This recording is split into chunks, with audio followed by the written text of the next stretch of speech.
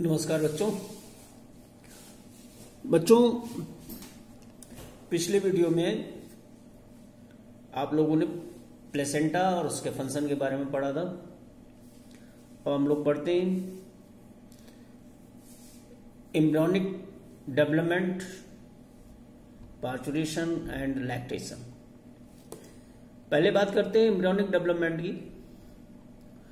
बच्चों जैसे ही इम्प्लांटेशन हो जाता है, इमीडिएट आफ्टर इम्प्लांटेशन,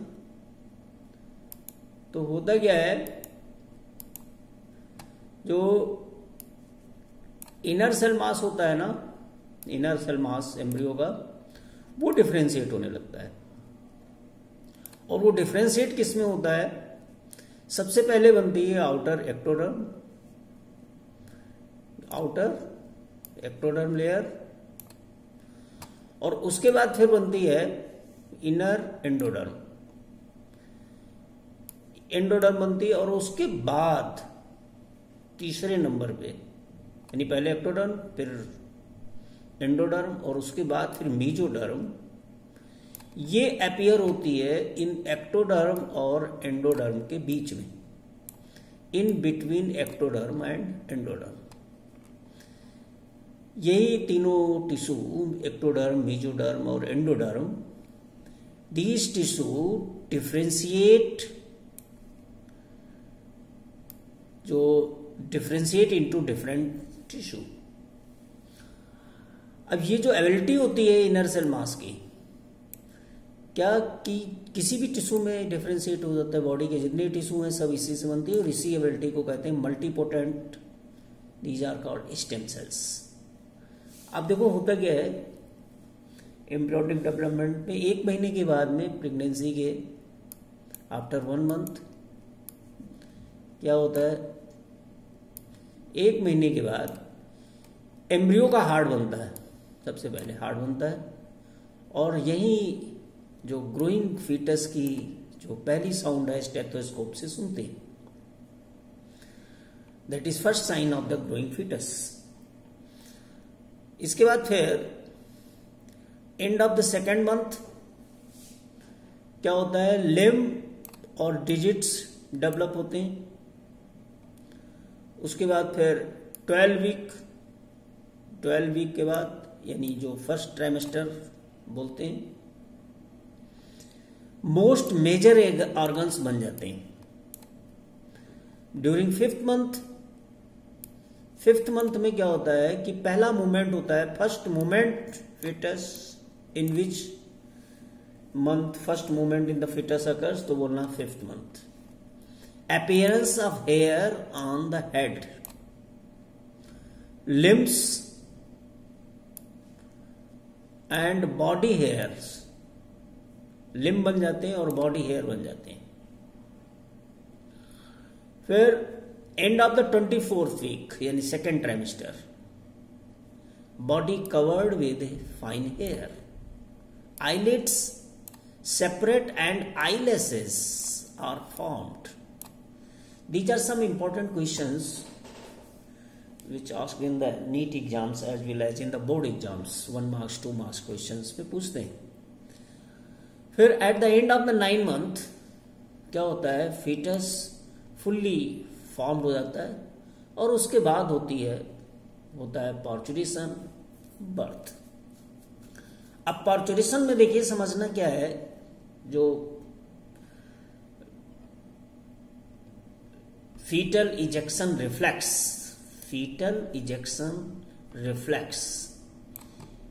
ये जो फिनोमेना होती है, ये कैसे होती है, इसको समझना है। बच्चों प्रेगनेंसी जैसे ही कंप्लीट होता है कि तो विग्रस कॉन्ट्रैक्शन होता है यूट्रस में, विग्रस कॉन्ट्रैक्शन, यूट्रिन कॉन्ट्रैक्शन होता है, और उसी की वजह से ये फीटस डिलीवरी होती है, और इसी प्रोसेस को कहते हैं आप पार्चुरेशन। पार्चुरेशन एक न्यूरो एंडोक्राइन मैकेनिज्म है, पूरा न्यूरो एंडोक्राइन मैकेनिज्म, और इसमें सिग्नल कहां से स्टार्ट होता है, सिग्नल कहां से मिलता है इसका, फ्रॉम डेवलप्ड फीटस और प्लेसेंटा।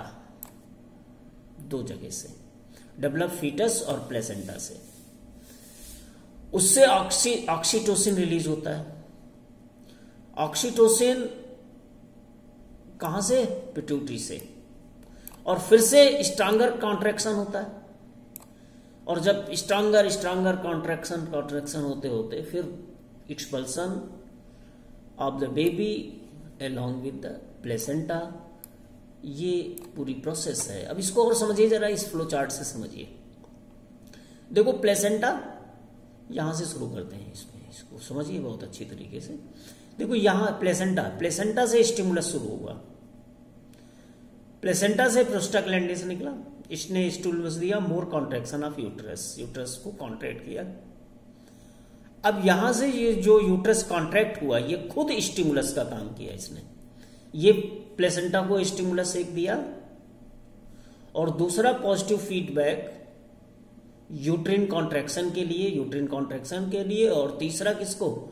ऑक्सीटोसिन रिलीज करने के लिए पिट्यूटरी और फीटस, दोनों की पिट्यूटरी से ऑक्सीटोसिन रिलीज होता है, और ब्लड में ऑक्सीटोसिन बढ़ा। जैसे ऑक्सीटोसिन बढ़ा, फिर यूट्रस कॉन्ट्रैक्ट हुआ, इसने फिर से स्टिमुलस, पॉजिटिव स्टिमुलस दिया। इसने स्टिमुलस देखो फिर से प्लेसेंटा को भी दिया, प्लेसेंटा ने फिर से प्रोस्टाग्लैंडिस निकाला, फिर से और ज्यादा, फिर यानी हर स्टिमुलस के बाद में ऑक्सीटोसिन का लेवल देखिए बढ़ता रहेगा। और जैसे जैसे ऑक्सीटोसिन का लेवल बढ़ता रहेगा, क्या होता रहेगा? जो यूट्रस है ये कॉन्ट्रैक्ट होता रहेगा। फिर यूट्रस कॉन्ट्रैक्ट किया, जैसे यूट्रस कॉन्ट्रैक्ट किया, फिर से ऑक्सीटोसिन और निकला, फिर फाइनली जब बहुत ज्यादा ऑक्सीटोसिन हो जाता है तो यूट्रस कॉन्ट्रैक्ट होता है and lead to the expulsion of the baby along with the placenta. Now lactation. बच्चों, during the pregnancy mammary glands undergo differentiation and milk is produced during the end of the pregnancy. Milk produced during the first few days, बड़ा important question है। Milk produce during the first few days of lactation is known as, उस milk को कहते हैं colostrum. It contains several antibodies, बहुत सारी antibodies रहती हैं। एंड जो कोलेस्ट्रम होता है, और कोलेस्ट्रम में कौन कौन है? IgA ये मैक्सिमम होती है, IgG भी होती है, IgM भी होती है। और ये जो फीटस है उसको एक तरीके की इम्यूनिटी, जो बेबी है उसको इम्यूनिटी देता है। बच्चों, आपको याद है कि जो IgG है, जब प्लेसेंटा पढ़ाया था तो प्लेसेंटा में ये बात बोली थी कि IgG ये मदर से प्लेसेंटा के थ्रू फीटस में आ जाती है। और देखो ये जो कोलेस्ट्रम है उसमें मैक्सिमम IgA होता है, ये ध्यान रखना। साथ में IgG भी होता है, IgM भी होता है। ठीक बच्चों, अब ये चैप्टर कंप्लीट होता है। बच्चों एक बात ध्यान रखना, always do your best, what you plant now you will harvest later. खूब पढ़ाई कीजिए, खूब मन लगाकर पढ़ाई कीजिए। चैप्टर के जितने भी क्वेश्चंस हैं, सीट में क्वेश्चंस हैं, आपको सीट है जहां भी ऑब्जेक्टिव क्वेश्चंस की जो भी है, एग्जाम्पलर की बुक है उसके ऑब्जेक्टिव क्वेश्चन करिए। और किसी भी क्वेश्चन में कोई डाउट होता है तो उसको आपके पास नंबर है, उससे आप पूछ सकते हैं।